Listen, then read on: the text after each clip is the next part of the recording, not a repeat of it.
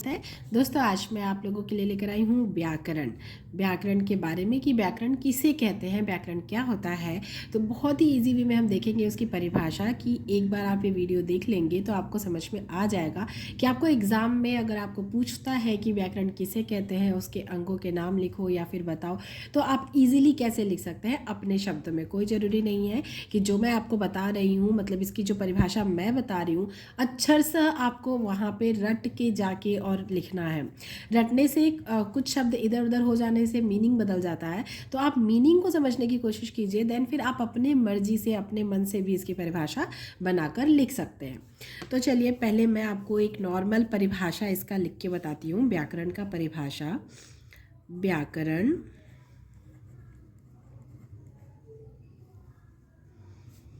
वह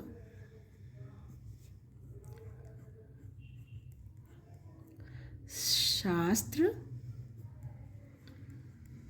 है जिसके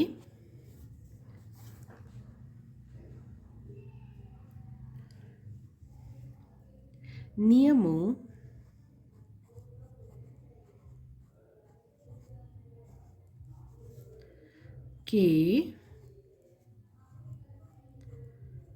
के द्वारा हम किसी भी भाषा को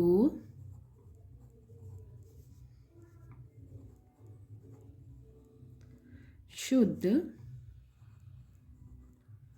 रूप से बोलना, लिखना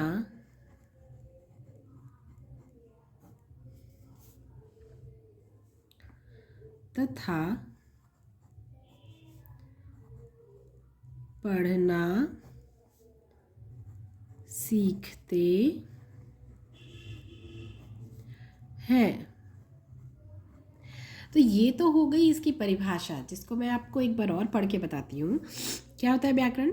व्याकरण वह शास्त्र है जिसके नियमों के द्वारा हम किसी भी भाषा को, ध्यान दीजिए, किसी भी भाषा को, मतलब हम जो बोल रहे हैं, जब हम हिंदी में बात करते हैं या इंग्लिश में भी बात करते हैं, तो इंग्लिश भी पढ़ते हैं तो उसमें भी ग्रामेटिकल मिस्टेक्स होते हैं। आपको पता है कि उसमें भी ग्रामर का यूज़ होता है, मतलब व्याकरण का यूज़ होता है, चाहे वो भाषा कोई भी हो। बट उसमें आपको व्याकरण का, मतलब एक व्याकरण की जो भूमिका है वह बहुत ही अहम है।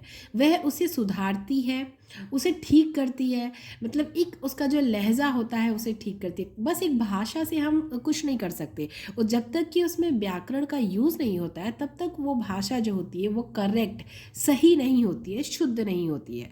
तो व्याकरण वह शास्त्र है जिसके नियमों के द्वारा, मतलब व्याकरण के कुछ नियम हैं जिनके आधार पर हम अपनी जो वाक्य की रचना करते हैं, मतलब जो मैंने ये भी लिखा है परिभाषा, इसमें भी व्याकरण का हर जगह यूज़ है, और व्याकरण की वजह से ही ये पूरा जो परिभाषा है वह अच्छी तरीके से लिखा जा सकता है। जैसे यही एक वाक्य हो गया कि व्याकरण वह शास्त्र है, तो इसको भी लिखने का एक नियम है। तो जो व्याकरण होता है उसके बहुत सारे नियम होते हैं, उन नियमों के द्वारा हम किसी भी भाषा को, मतलब हिंदी, अंग्रेजी या कोई भी भाषा हो, उसको शुद्ध रूप से बोलना भी बोल सकते हैं, लिखना लिख सकते हैं, पढ़ना सीखते हैं। मतलब व्याकरण का यूज़ तो आप सभी को पता है कि हम व्याकरण पढ़ते ही हैं, हिंदी के साथ व्याकरण, इंग्लिश के साथ व्याकरण, कोई भी हो तो सबके, संस्कृत के साथ व्याकरण। तो व्याकरण जो होता है वह भाषा का एक अहम अंग होता है। तो इस तरीके से, जिस तरीके से मैं आपको समझा रही हूँ, ये भी आप अपने परिभाषा में या फिर उसको समझाने के लिए लिख सकते हैं। आपके नंबर नहीं कटेंगे, मतलब आपको बस टीचर को ये समझाना है कि आपको पता है कि व्याकरण होता क्या है। कोई ज़रूरी नहीं है कि ये अक्षर सा आपको आपको यही एकदम रट लेना है और रट के जाके एग्ज़ाम में लिख देना है। तो रटने से आपका क्या होगा, कुछ ना कुछ इसमें से भूल जाएंगे। तो रटना नहीं है आपको सिर्फ और सिर्फ याद रखना है कि आप खुद ही सोचिए ना कि व्याकरण क्या है। खुद ही हम भाषा क्या है बोलते हैं, व्याकरण क्या है। तो व्याकरण किस लिए होता है? वाक्य को शुद्ध करने के लिए यूज़ होता है, मतलब उस शुद्ध रूप से हमें बोलना, लिखना, पढ़ना सिखाता है। बहुत ही इजी है, बिल्कुल इसमें कोई बहुत ज़्यादा मतलब एफर्ट डालने की ज़रूरत नहीं है। बहुत इजी सा इसका वो है परिभाषा। अब हम इसके अंगों के बारे में देखते हैं। तो क्या होता है, व्याकरण जो होता है उसके 3 अंग होते हैं मुख्यतः। तो पहले मैं ये लिख लूँ, व्याकरण के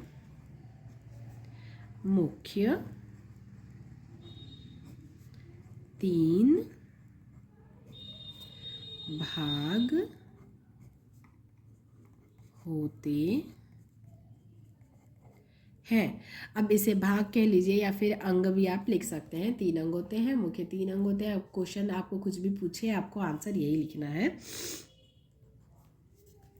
तो इसका पहला जो होगा वह है वर्ण। वर्ण में क्या आ जाएगा? स्वर और क्या आएगा आपका? व्यंजन। स्वर और व्यंजन क्या होते हैं? वर्ण होते हैं। इतना तो पता भी होगा आपको, बट फिर भी मैं एक बार रिकॉल कर देती हूँ। इसके अंतर्गत क्या आता है? जैसे अ, आ, ई उ री ए ऐ ओ औ अंग आहा, पूरा आपका स्वर और पूरा आपका क ख ग घ, पूरा व्यंजन जो अलग अलग है। ये जो अलग अलग है तब ये क्या कहलाता है? वर्ण कहलाता है। तो वर्ण हो गया व्याकरण का एक अंग। अब हम इसका दूसरा अंग पढ़ेंगे। इसका जो दूसरा अंग है वह है